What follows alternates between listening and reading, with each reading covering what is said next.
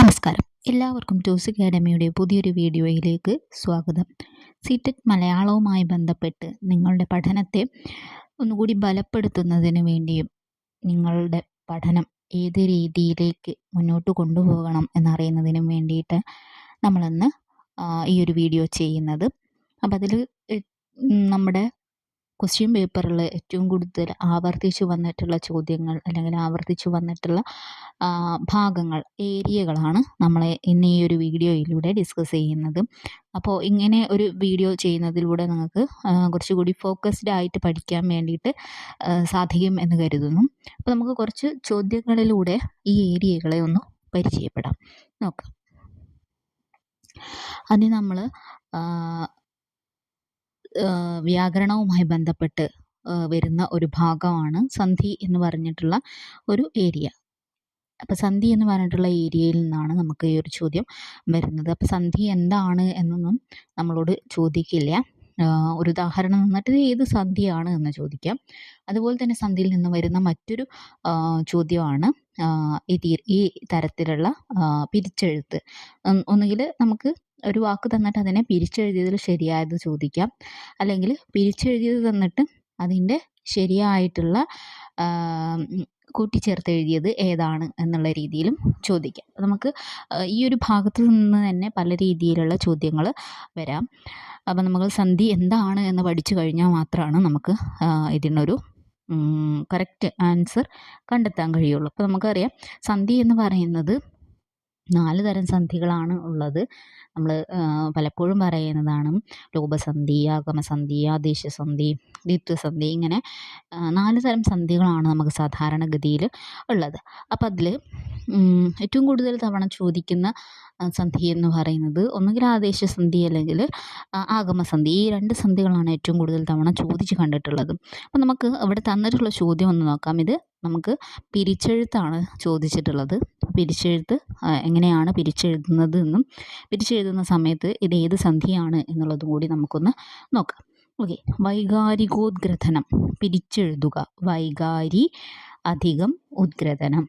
വൈകാരികോദ് അധികം ഗ്രഥനം. വൈകാരിക അധികം ഉദ്ഗ്രഥനം. വൈക അധികം രിഗോദ് അധികം ഗ്രഥനം. അപ്പം നമുക്ക് ഇവിടെ തന്നിട്ടുള്ള 4 ഓപ്ഷനുകൾ നമ്മൾ വായിച്ചു.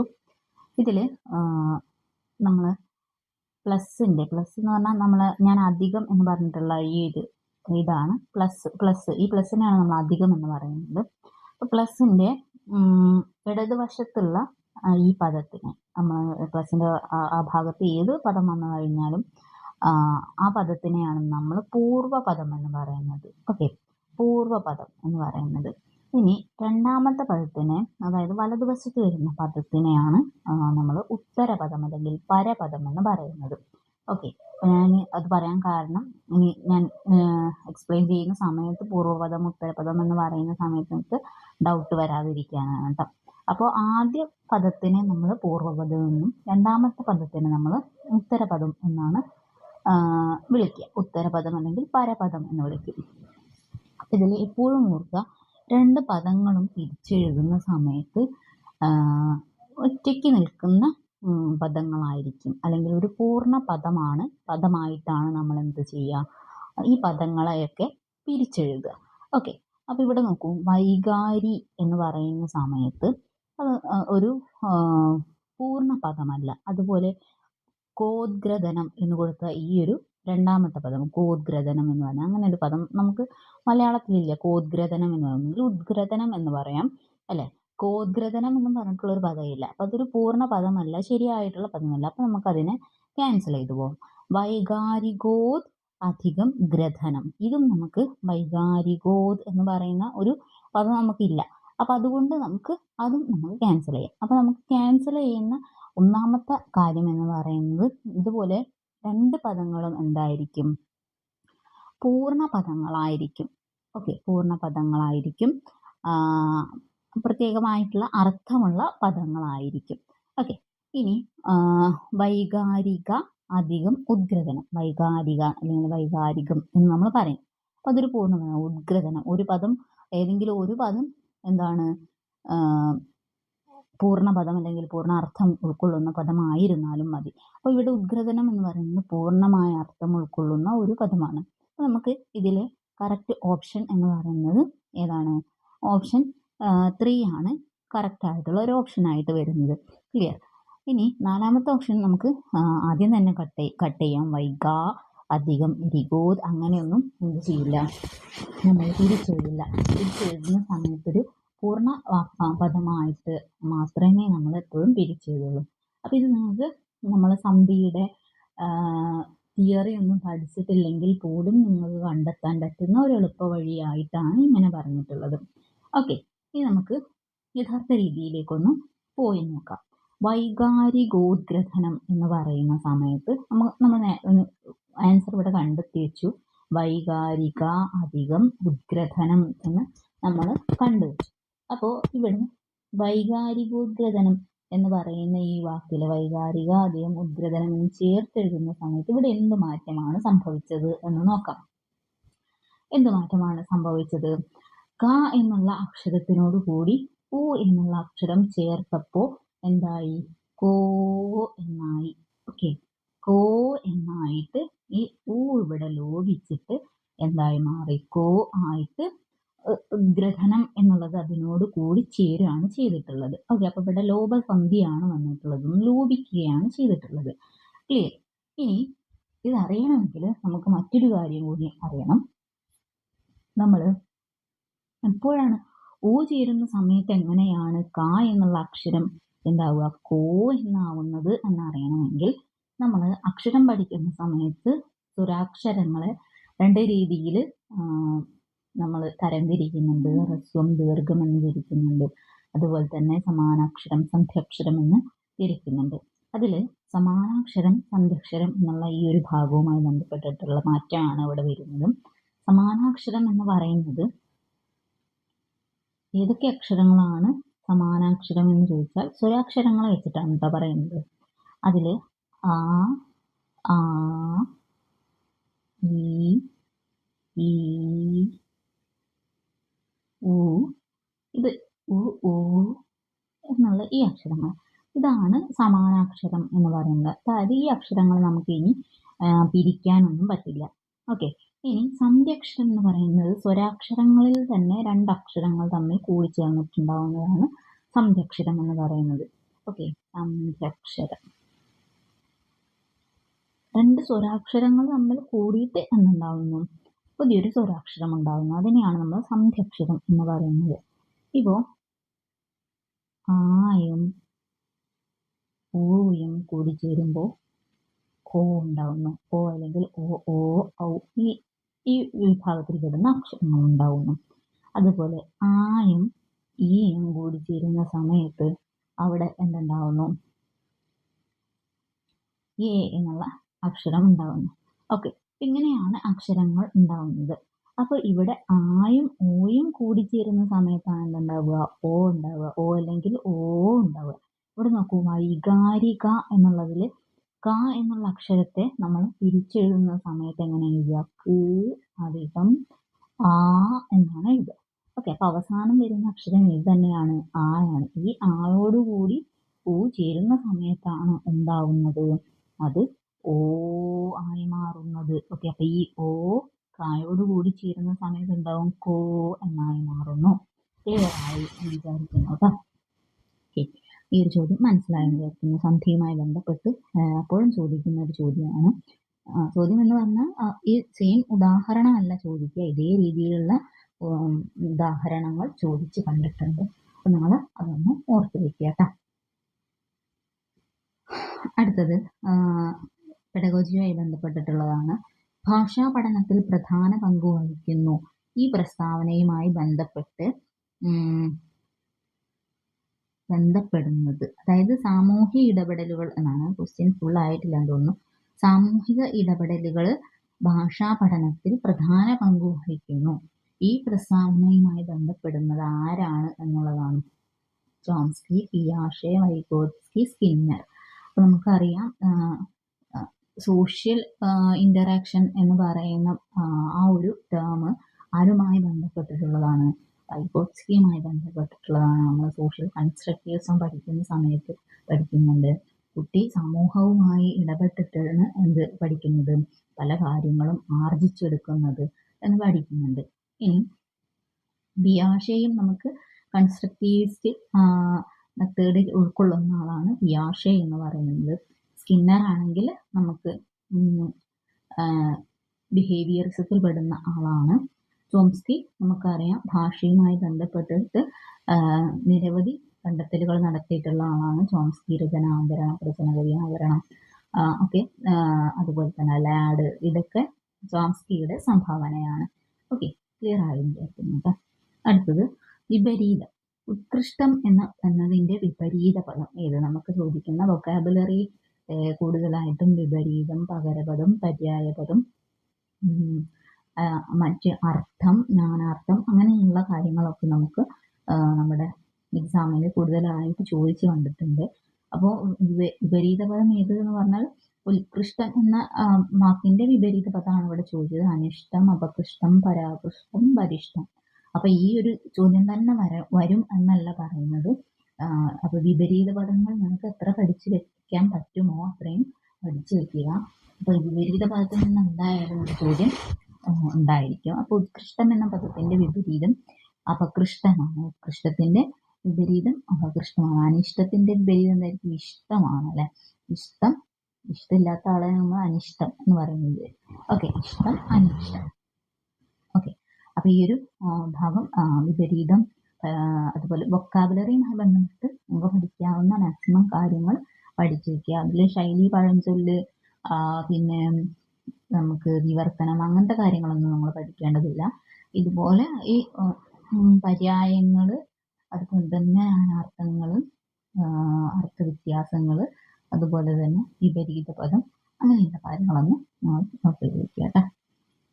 ഇനി ലേഖന വൈകല്യം എന്നത് നമുക്ക് എപ്പോഴും കേട്ടിട്ടും സീറ്ററ്റിനും ഒക്കെ നിരന്തരം ചോദിക്കുന്ന ഒരു ചോദ്യമാണ് ഈ വൈകല്യം, അതായത് പഠന വൈകല്യങ്ങളെ കുറിച്ച്. അപ്പോൾ പഠന വൈകല്യത്തിൽ ഇവിടെ സ്പെസിഫൈ ചെയ്ത് ചോദിച്ചിട്ടുണ്ട് ലേഖന വൈകല്യം എന്നത്. ലേഖനം എന്നാൽ എഴുത്തിൽ സംഭവിക്കുന്ന വൈകല്യം. അതിന് നമ്മൾ പറയുന്ന പേരെന്താണ്? Dyslexia, dysgraphia, dyscalculia, dysphoria. Okay, അപ്പോൾ ഡിസ്ഗ്രാഫിയ ആണ് അതിൻ്റെ ആൻസർ. ഡിസ്ഗ്രാഫിയ, ഗ്രാഫ് നമ്മൾ വരയ്ക്കുകയാണല്ലോ ചെയ്യുക. അപ്പോൾ വരയ്ക്കുക എന്നുള്ളത് നമുക്ക് എഴുതുക എന്നുള്ള രീതിയിലാക്കാം. അപ്പോൾ അത് ഡിസ്ഗ്രാഫിയ എന്നത് ലേഖന വൈകല്യം എന്നത് നമുക്ക് അങ്ങനെ കണക്ട് ചെയ്യാം. ഇനി ഡിസ്ലെക്സിയ ആണെങ്കിലോ, ലെക്സിയ എന്ന് പറയുന്ന ഒരു പേന നമുക്ക് പണ്ടുണ്ടായിരുന്നു. പേന കൊണ്ട് നമ്മൾ എന്ത് ചെയ്യുക? എഴുതുകയാണ് ചെയ്യുക. അപ്പോൾ എഴുതുന്നതിൻ്റെ നേരെ ഓപ്പോസിറ്റ് വായിക്കുക എന്നുള്ളത് ഓർത്ത് വയ്ക്കുക. ഡിസ്ലെക്സിയ എന്ന് പറയുന്നത് വായനാ വൈകല്യമാണ്. വായനാ വൈകല്യം. ഡിസ്കാൽക്കുലിയ, കാൽക്കുലേഷൻ, കണക്കുമായി ബന്ധപ്പെട്ടിട്ടുള്ളതാണ്. അപ്പോൾ ഗണിത വൈകല്യമാണ്. ഗണിത വൈകല്യം. ഡിസ്ഫോറിയയെ കുറിച്ച് നമുക്കറിയാം, അങ്ങനെ ചോദിച്ച് കണ്ടിട്ടില്ല. ഇങ്ങനെ വരുന്ന ഓപ്ഷനുകളിൽ ഡിസ്ഫോറിയ കണ്ടിട്ടുണ്ട്. ഡിസ്ഫോറിയ എന്ന് പറഞ്ഞാൽ കുട്ടികളിൽ ഉണ്ടാകുന്ന വിഷാദം, ഉത്കണ്ഠ, ഇതിനൊക്കെയാണ് ഡിസ്ഫോറിയ എന്ന് പറയുന്നത്. ഓക്കെ, ക്ലിയർ ആണെന്ന് വിചാരിക്കുന്നത്. അടുത്തത്, വൈഗോട്സ്കിയുടെ വീക്ഷണത്തിൽ ഭാഷാ പഠനത്തിലെ ഏറ്റവും പ്രധാന ഘടകം. നമ്മൾ നേരത്തെ പറഞ്ഞിട്ടുള്ളതാണ്. ചോദ്യം മറ്റൊരു രീതിയിലാണ് ചോദിച്ചിട്ടുള്ളത് എന്ന് മാത്രം. സാമൂഹിക ഇടപെടലുകൾ, പാഠപുസ്തകം, റേഡിയോ, നിഘണ്ടു. അപ്പോൾ വൈഗോട്സ്കി നമ്മൾ നേരത്തെ പറഞ്ഞ സോഷ്യൽ കൺസ്ട്രക്റ്റിവിസത്തിൻ്റെ ആളാണ്. സാമൂഹ്യമായിട്ടുള്ള ഇടപെടലിലൂടെ മാത്രമേ ഒരു കുട്ടിക്ക് പഠനം ആർജിക്കാൻ കഴിയുള്ളൂ. എന്തൊക്കെയാണ് സമൂഹത്തിൽ നടക്കുന്നത് എന്നുള്ള കാര്യം ആർജിക്കാൻ കഴിയുള്ളൂ. അതാണ് യഥാർത്ഥ പഠനം എന്നാണ് ആര് പറയുന്നത്? വൈഗോട്സ്കി പറയുന്നത്. അപ്പോൾ അതിൻ്റെ കറക്റ്റ് ആൻസർ ഓപ്ഷൻ 1 സാമൂഹിക ഇടപെടലുകൾ എന്നുള്ളത്. അപ്പോൾ നമ്മൾ സംബന്ധിച്ച് വൈഗോട്സ്കി, അതുപോലെ കൺസ്ട്രക്റ്റിവിസത്തിൻ്റെ ആളുകൾ 3 പേരും, പിയാഷെ, ബ്രൂണർ, വൈഗോട്സ്കി, 3 പേരും നമുക്ക് ഇമ്പോർട്ടൻ്റ് ആയിട്ടുള്ള ആളുകളാണ്.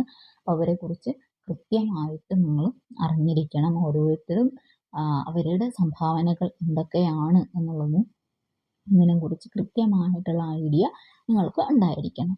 ഓക്കെ, ഇനി സമാസം. സന്ധിയെ പോലെ തന്നെ നമുക്ക് എപ്പോഴും ചോദിക്കുന്ന ഒന്നാണ് സമാസം എന്ന് പറയുന്നത്. എന്താണ് സമാസം എന്ന് പറഞ്ഞാൽ? നമ്മൾ വിഭക്തി ഉപയോഗിക്കാതെ ഒരു പദം ചേർത്ത് പറയുന്നതിനെയാണ് നമ്മൾ എന്ത് പറയുക, സമാസം എന്ന് പറയുന്നത്. പിരിച്ചെഴുതുന്ന സമയത്ത് നമുക്ക് എന്ത് കിട്ടും? പിരിച്ചെഴുതുക എന്ന വിഗ്രഹിച്ചെഴുതുക. സമാസത്തിൽ നമ്മൾ വിഗ്രഹിച്ചെഴുതുക എന്നാണ് പറയുക, അതായത് എക്സ്പാൻഡ് ചെയ്ത് എഴുതുക. അപ്പോൾ വിഗ്രഹിച്ചെഴുതുന്ന സമയത്ത് വിഭക്തി പ്രത്യയം കിട്ടുന്നതിനെയാണ് നമ്മൾ സമാസം എന്ന് പറയുന്നത്. അപ്പോൾ ഈ വിഭക്തി ഇല്ലാതെ നമ്മൾ എഴുതുന്ന പദത്തെ നമ്മൾ സമസ്ത പദം എന്നാണ് പറയുന്നത്. ക്ലിയർ? അപ്പോൾ ഇവിടെ പരമാധികാരം എന്നൊരു പദം തന്നിട്ടുണ്ട്. അത് ഏത് സമാസത്തിൽ ഉൾപ്പെടുന്നു എന്നുള്ളതാണ്. വ്യയീഭവൻ, ദിഗു സമാസം, ബഹുവ്രീഹി സമാസം, കർമ്മധാരായൻ സമാസം. അപ്പോൾ നമുക്ക് ഇത് അറിയണമെങ്കിൽ നമ്മൾ എന്ത് ചെയ്യണം? ഇതിനെ വിഗ്രഹിക്കാൻ നമുക്ക് അറിയണം. പരമാധികാരം എന്ന് പറഞ്ഞാൽ എന്താണ്? പരമമായ അധികാരം. ഓക്കെ, നമ്മളിങ്ങനെ എക്സ്പാൻഡ് ചെയ്യുന്നതിനെയാണ് എന്ത് പറയാം? വിഗ്രഹിച്ചെഴുതുക എന്ന് പറയാം. ഓക്കെ, പരമമായ അധികാരം. ഓക്കെ, പരമാധികാരത്തെ നമ്മൾ എക്സ്പാൻഡ് ചെയ്യുന്ന സമയത്ത് നമുക്ക് കിട്ടുന്നത് എന്താണ്? പരമമായ അധികാരം. അപ്പോൾ ഇവിടെ വരുന്ന പ്രത്യയം എന്താണ്? ആയ എന്നുള്ളതാണ്. പരമമായ എന്നതിൽ ആയ എന്ന് വരുന്നത്.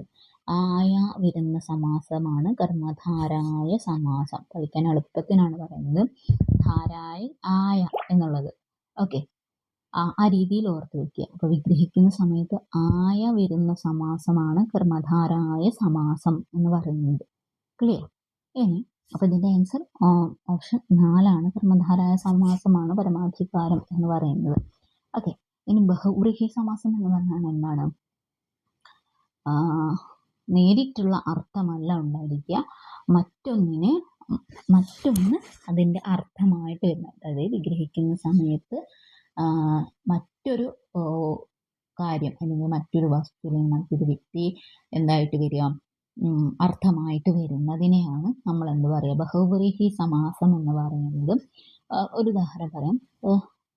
താമരക്കണ്ണൻ എന്ന് പറയുന്നു. താമരക്കണ്ണൻ നമ്മൾ വിഗ്രഹിക്കുന്ന സമയത്ത് താമരയുടെ ഇതൾ പോലെ കണ്ണുള്ളവൻ ആരോ അവൻ എന്ന് പറയുന്നു. അപ്പോൾ നമുക്ക് ഓൾറെഡി ഇങ്ങനെ പറയുന്ന സമയത്ത് നമ്മുടെ മനസ്സിൽ ഒരു രൂപം വരും. ആരാണ്? കൃഷ്ണനാണ് താമരക്കണ്ണൻ എന്നുള്ളത്, അല്ലെ? അപ്പോൾ നമ്മൾ ഈ വിഗ്രഹിച്ച ആ ഒരു അത്രയും വലിയ വാക്കിൻ്റെ അർത്ഥമല്ല നമുക്ക് കിട്ടുന്നത്, മറ്റൊരു അർത്ഥമാണ് കിട്ടുന്നത്. അപ്പം അങ്ങനെ കിട്ടുന്ന അർത്ഥത്തെയാണ് നമ്മൾ എന്ത് പറയുക?